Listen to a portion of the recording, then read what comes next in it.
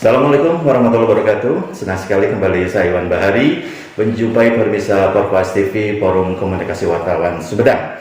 Alhamdulillah kali ini saya berada di kampus Institut Teknologi Bandung Jatinangor Sumedang dan telah hadir tamu istimewa kali ini Ibu Dian Roslyn PhD.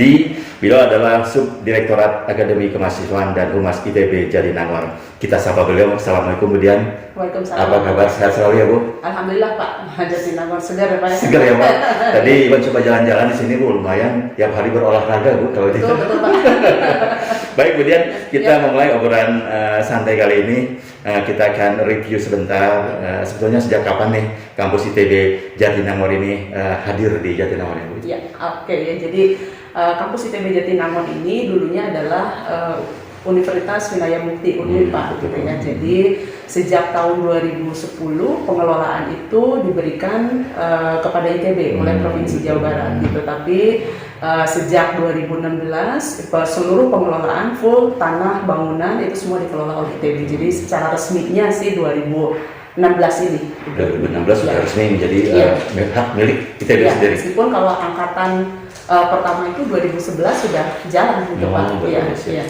Oke, kalau bicara kampus di Jatinangor ini Bu, luasnya berapa sih Bu ini Bu? Ini kalau dibanding Ganesha sangat luas Pak. Betul, kita ya. udah merasa luas gitu ya, karena Ganesha itu hanya 28 hektar gitu ya, sedangkan di sini kita punya 47 hektar. 47 hektar, kebayang Bu ya. Iya. Jalan-jalan. Dan ini merupakan kampus yang memang multi kampus kalau dibilang ya Bu ya, betul. Ya. Ini ada Ganesha, ada Jatinangor dan Cirebon juga ya Bu. Ya. Nih awal mulanya juga Bu, prospek kepindahan dari Ganesha ke Jatinangor, apakah ingin lebih mempertajam dari segi keilmuan dan penambahan prodi-prodi yang dibutuhkan, itu gimana? Jadi ITB juga memang ingin berperan di dalam pembangunan nasional gitu ya, dan khususnya untuk Jawa Barat ini gitu ya. Jadi ingin adanya pemerataan lah gitu awal mulanya gitu ya. Jadi beberapa prodi-prodi baru dibawa ke Jatinangor di sini karena kebetulan memang sudah dikelola oleh ITB gitu ya, dan prodi-prodi baru ini didirikan di sini untuk memberikan peranan ITB dari segi pengaplikasian IPTEK gitu ya, dari seni, budaya, humaniora gitu, sosial gitu. Kita ingin semua di Jawa Barat ini perkembangannya sama lah gitu dengan keberadaan beberapa kampus yang ada di sini. Gitu. Siap Bu. Jadi sebetulnya Jatinangor udah semakin melengkapi ya Bu. Betul, untuk kekurangan yang ada di Ganesha ya Bu. Ya. Nah, kita pengen tahu Bu sebetulnya fasilitas apa aja pengembangan di ITB Jatinangor ini Bu? Ya. Kalau kami ini kan sebetulnya layanan, memberikan layanan untuk akademi, untuk kemahasiswaan gitu ya Pak ya, untuk penelitian, untuk kegiatan kemasyarakatan gitu. Jadi tridharma perguruan tinggi memang harus kami laksanakan di sini gitu. Jadi untuk terkait dengan perkembangan, jadi memang fasilitas-fasilitas yang kami kembangkan sekarang ya lebih ke untuk kalau nanti mahasiswa datang lagi ke sini gitu ya Pak ya, itu sudah menjadi lebih baik lah gitu ya Pak ya. Lalu mulai dari kelas, fasilitas nanti kita ingin dengan pandemi ini juga sepertinya tatap muka seperti dulu juga tidak sulit gitu ya. Jadi sistem hybrid kami kembangkan juga gitu ya. Jadi kita sediakan kamera, kita sediakan kelas multimedia yang untuk memfasilitasi itu gitu. Lalu ya salah satunya adalah bangunan ini Pak. Jadi kita ingin layanan untuk kemahasiswaan akademik itu semakin baik gitu ya, sehingga ada satu area yang memang khusus untuk mahasiswa gitu ya Pak ya, untuk memberikan nanti entah beasiswa gitu ya, nanti untuk kepentingan misalnya ada kebutuhan peminjaman ruangan segala macam, itu semua sudah dilayani di sini. Sebetulnya sudah full service ya Bu kalau untuk ITB Jatinangor. Untuk mahasiswa yang baru yang datang ya sebetulnya kalau dibanding dulu mungkin sekarang sudah banyak perubahan gitu. Dan tinggal menikmati aja Bu ya, karena dengan alih teknologi dan sebagainya. Ya, betul. Nah Bu, kalau kita ketahui ini kan Institut Teknologi Bandung Jatinangor ini pasti menghasilkan lulusan yang sesuai dengan dinamika global nih Bu ya. Sudah tersebar nih seluruh Indonesia bahkan mancanegara nih, gimana Bu? Betul. Ya, jadi kami juga ya selain ingin menghasilkan lulusan yang unggul gitu ya Pak ya, jadi kami juga ingin lulusan-lulusan kami ini juga berperan untuk pembangunan Indonesia lah.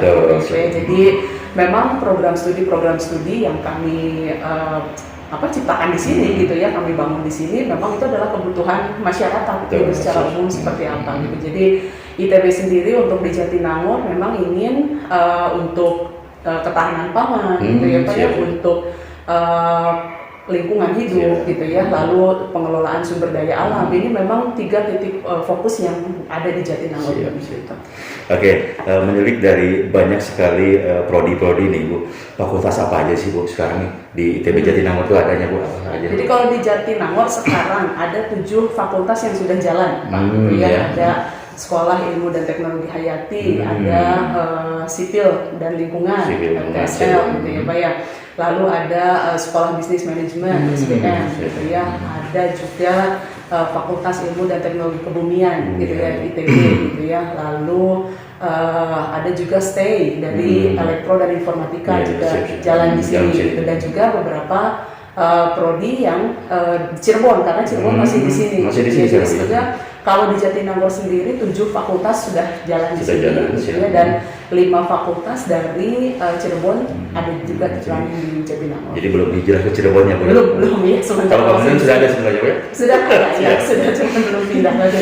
Baik Bu, ini peran dari para alumni juga tentunya melakukan inovasi, kemudian kerja jejaring dengan berbagai pihak Bu, baik dalam maupun luar negeri. Gimana nih Bu ITB sendiri Bu? Ya, alumni sendiri sebetulnya punya peranan yang sangat besar gitu ya untuk kegiatan di kampus ini Pak, gitu ya. Jadi dari mulai hal yang sekarang kaitannya dengan COVID nih gitu ya. Jadi alumni sendiri menggalang dana gitu ya Pak ya, untuk membangun satu bangunan untuk isolasi mandiri gitu di sini gitu ya. Jadi ada kami dedikasikan satu bangunan itu untuk isolasi mandiri, itu running-nya dari dana alumni gitu ya. Jadi ya alhamdulillah alumni sangat membantu gitu ya Pak ya. Selain itu juga tujuan kami kan di sini bukan hanya melayani Tridharma perguruan tinggi gitu ya, menjalankan itu juga mengharapkan ya kampus ini menjadi eko kampus gitu ya Pak ya. Lalu ya fasilitas-fasilitas, dan ini alumni ikut membantu untuk memeriksa misalnya contohnya gitu ya Pak ya. Jadi bagaimana agar ITB ini terwujud menjadi kampus eko kampus gitu, dan juga ya sekarang kan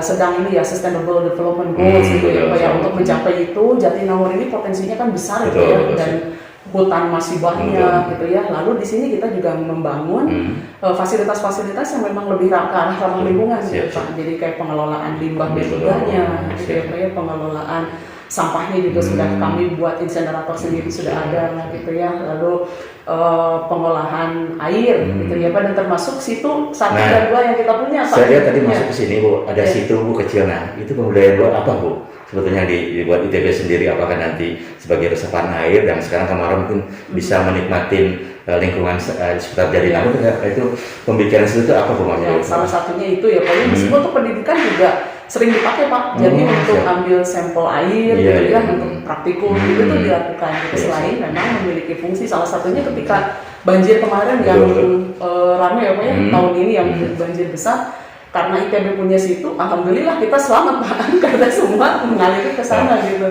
Yang kemarin ke ini apa, ke banjir itu sebetulnya imbas dari imbas dari atas ya. Tapi menarik Bu, ke sini selain kampusnya luas, ini sebagai lab, kemudian laboratorium segala macam praktikum, para mahasiswa ini cukup lengkap kayaknya di sini Bu ya.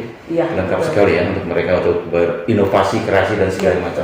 Betul Pak. Jadi dari segi kehidupan sehari-hari saja gitu ya, jadi sebetulnya kampus juga sudah menyediakan asrama gitu ya.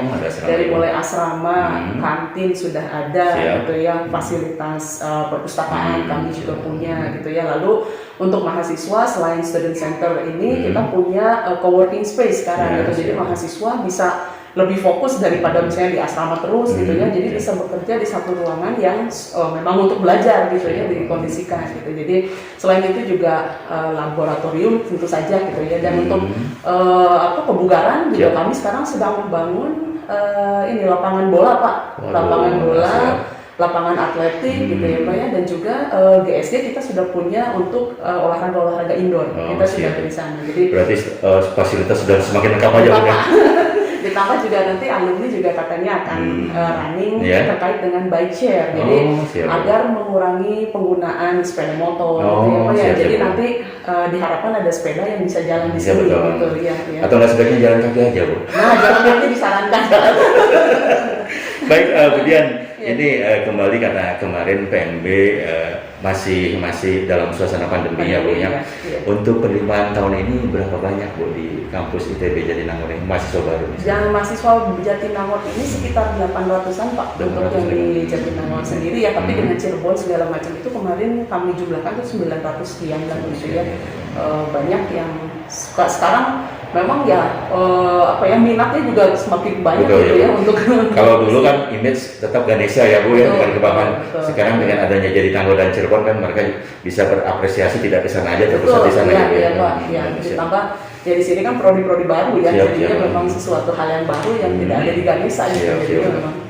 Nah Bu, kemarin katanya 2001 ini ada beberapa prodi baru Bu yang sudah dihadirkan kembali di ITB Jatinangor. Apa aja di prodi?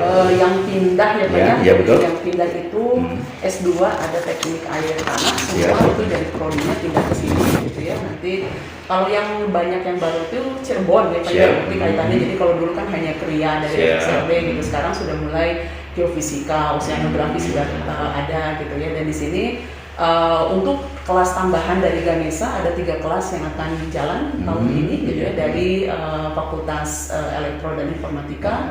Nanti ya semoga di gedung Koika ini Pak sebagai salah satu ini kerjasama kita dengan Korea dulu Pak gitu ya, jadi bisa digunakan gitu. Ya kembali Bu, ini jejaring kerjasama dengan beberapa negara apa aja nih yang sudah berjalan sekarang? Jalan ya Pak ya. Kalau sebetulnya kerjasama ini tuh lebih dititik beratkan ke fakultas ya Pak ya, karena kalau Direktorat Jatinangor sendiri kan sebetulnya hanya memberikan layanan gitu ya Pak ya, dan untuk kegiatan kerjasama gitu itu dengan fakultas masing-masing. Jadi Belanda ada gitu ya Pak ya, lalu contohnya SITH sendiri dengan Korea ada, dengan Belanda juga, dengan Jepang ya Pak ya.